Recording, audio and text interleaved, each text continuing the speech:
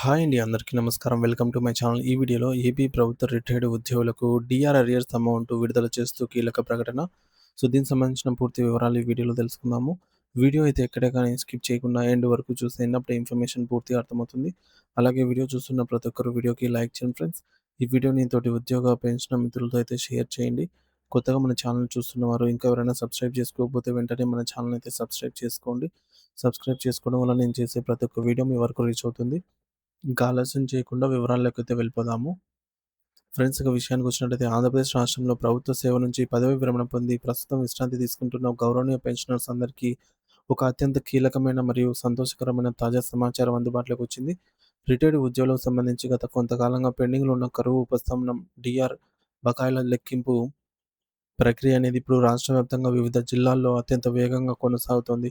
ప్రభుత్వం విడుదల చేసిన ఉత్తర్వుల మేరకు ట్రెజరీ అధికారులు బకాయిల బిల్లులను ప్రాసెస్ చేస్తుండటంతో ఇప్పటికే మెజారిటీ పెన్షనర్ల బ్యాంక్ ఖాతాల్లోకి నగదు జమ అవుతున్నట్టు విశ్వసనీయ సమాచారం అందుతోంది. తమ ఫోన్లకు వస్తున్నటువంటి క్రెడిట్ మెసేజ్‌లను చూసి రిటైర్డ్ ఉద్యోగులు హర్షం వ్యక్తం చేస్తున్నారు.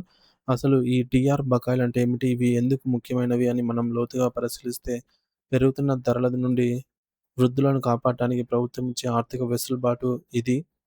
ప్రస్తుతం మార్కెట్‌లో నిత్యావసర వస్తువుల ధరలు ఆకాశాన్ని తాకుతున్న తరుణంలో, అలాగే వయసు మళ్లిన వారికి సహజంగానే పెరిగే వైద్య ఖర్చులు మరియు ఇతర కుటుంబ అవసరాల మధ్య ఈ బకాయిల సొమ్ము వారికి ఒక కొండంత అండగా, పెద్ద ఊరటగా నిలుస్తోందని పెన్షనర్లు ఆనందంగా చెబుతున్నారు.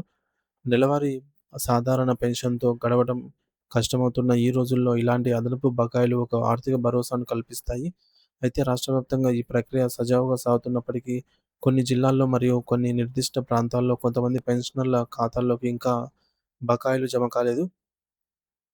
మరి దీనివల్ల ఆయా పెన్షనర్లు ఆందోళన చెందుతూ ట్రెజరీ కార్యాలయం చుట్టూ తిరుగుతూ ఉన్నారు. ఈ అంశంపై విశాఖపట్నంలోని ప్రముఖ సబ్ ట్రెజరీ కార్యాలయమైన సీతమ్మధార అధికారి శ్రీ ఎం. మోహన్ రావు గారు స్పందిస్తూ అత్యంత స్పష్టమైన వివరణ ఇచ్చారు. కొన్ని అనివార్యమైన సాంకేతిక కారణాల వల్ల మాత్రమే కొందరికి చెల్లింపులు ఆలస్యమయ్యాయని, ఇందులో ఎటువంటి ఆందోళన చెందాల్సిన అవసరం లేదని ఆయన హామీ ఇచ్చారు. ముఖ్యంగా ప్రభుత్వ ఆర్థిక నిర్వహణ సాఫ్ట్‌వేర్‌లో డేటా సరిగ్గా సింక్ కాకపోవడం, కొంతమంది పెన్షనర్ల బ్యాంకు వివరాలు లేదా సర్వీస్ వివరాలు అప్డేట్ కాకపోవడం వల్ల సాఫ్ట్‌వేర్ ఈ బిల్లులను తిరస్కరించినట్టు ఆయన వెల్లడించారు.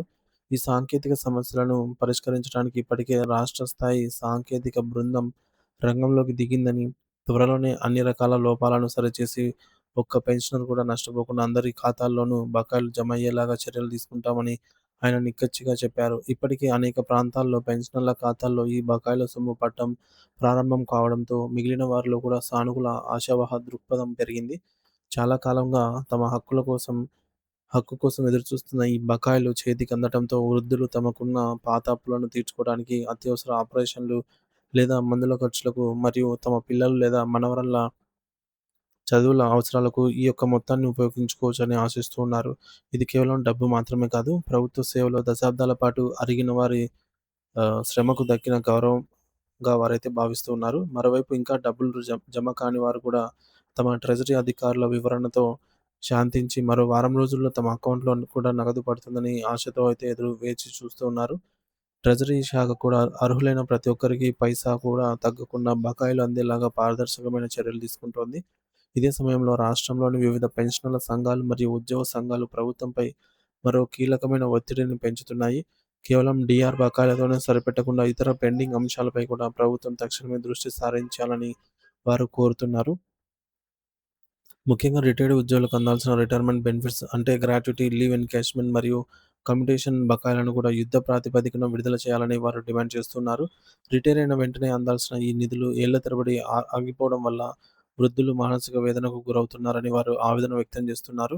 ఇవి ఎవరి దయాదాక్షిణ్యాలు కావని, ఉద్యోగి తన సర్వీస్‌లో దాచుకున్న సొంత నిధులని, వాటిని ఆపడం చట్టవిరుద్ధమని సంఘాలు వాదిస్తున్నాయి.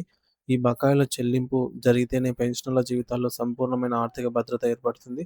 వీటన్నిటికి మించి రాష్ట్ర వ్యాప్తంగా 13,00,000 మంది ఉద్యోగులు మరియు పెన్షనర్లు ఎదురుచూస్తున్న అత్యంత కీలకమైన అంశం 12వ వేతన సవరణ సంఘం 12th పీఆర్సీ అమలు. కొత్త పీఆర్సీ ప్రక్రియను వేగవంతం చేసి ఫిట్‌మెంట్ ప్రకటించి పెన్షనర్లకు కూడా పాత బకాయిలు మరియు పెరిగిన పెన్షన్ అందేలాగా ప్రభుత్వం ఒక స్పష్టమైన టైమ్ టేబుల్‌ను విడుదల చేయాలని అందరూ ముక్తకంఠంతో కోరుతున్నారు.